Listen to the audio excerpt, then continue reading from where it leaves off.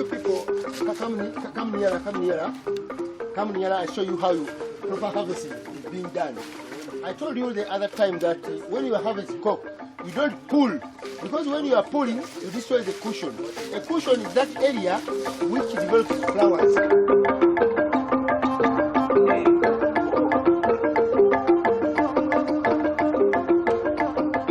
This is gold.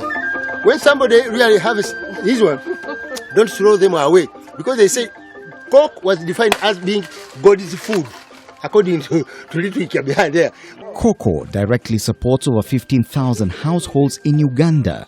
Fermentation is one of the vital steps that ensure the development of chocolate flavor precursors and thus determines the quality of resultant chocolate and price offered to farmers.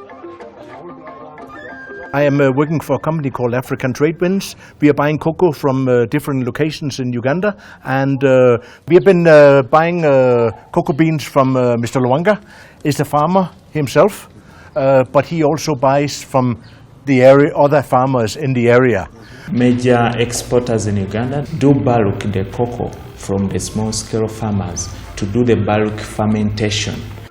The currently used fermentation methods require huge volumes of cocoa pulp to achieve the desired quality, leaving small-scale farmers with no option but to sell their cocoa at a low price. Those boxes you see, the big ones, they accommodate 1,000 kilograms. This one accommodates 700.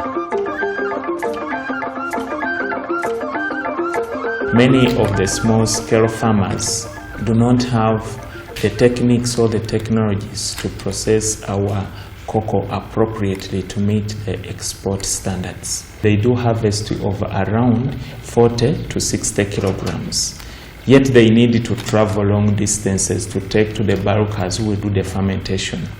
The technology of fermentation using the tower boxes, it is laborious.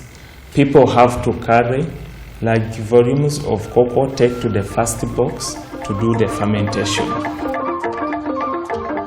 Given the fact that they cannot do on-farm fermentation, they end up selling fresh pulp to the exporters, and they are losing a lot of money.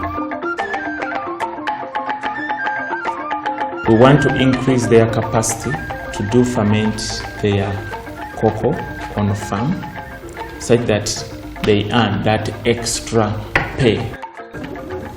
We are trying to mimic the processes that cocoa undergo when it is being fermented using the story fermentation boxes. Here we have been taking 7 days to ferment a cocoa. So we mimicked the same for this single fermentation box. The first 2 days we leave the cocoa untampered with. After the second day we do the turning using the hand crank, and that is done for the subsequent days. And a single box just take 4 days, as I have told you. Dried, say, for 4 days. Within 8 days of cocoa is already with him. During cocoa fermentation, a lot of waste is generated that can be detrimental to the environment by affecting soil health. Under a public-private partnership, the National Cocoa Research Institute, NACORI, in collaboration with private sector actors and with support from the Science Granting Council's initiative, SGCI, and the Uganda National Council for Science and Technology, is tackling the above challenges by designing a single cocoa fermentation box that handles smaller volumes of 40 kilograms and more, and a stainless steel press for extraction of juice from cocoa pulp that can be fermented to generate value-added products like wines and ethanol. One of the objectives that was very key to this project was identifying yeast strains that would be suited to fermenting the cocoa to a perfect quality. Especially now when it comes to the tower box and the issues around it, our intervention would then be a smaller box that can take smaller volumes but is also user-friendly.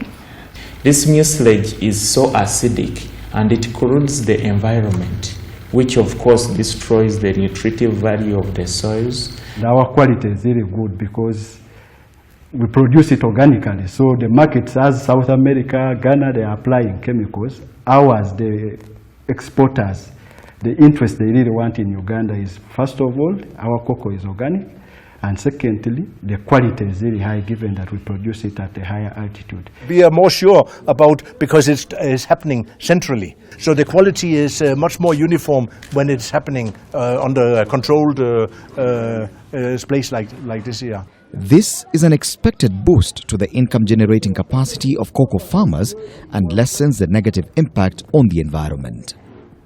We also need to upscale this project to other cocoa producing districts in the country. We will be able, I think, to file the IP, and this we expect we'll do in guidance with the National Council of Science and Technology guidance. Yeah, we'll consult them much more there. The narrow policy seems to be leaning more towards the public interests. So we want to see whether now the issue of how to harmonize the public and private interests within narrow itself has been now resolved within that policy. So now we can be able to engage boldly with the private people. Farmers will be more drawn to growing the crop if they know they can process it on ground by themselves and earn a higher premium. If you are in an area that where you can grow cocoa, it is one of the best paying commodities or the produce that you can have. It is paying better than other things that you can find. This fermentation box, now it makes it even easier because the fermentation, the farmer has been carrying 800 kilograms to a fermentary box. Whenever Mr. Luanga is fermenting it through his system with the boxes, we are sure that it has been properly fermented. We take care of the quality, and then we're exporting to Far East and to Europe and wherever else we're exporting to.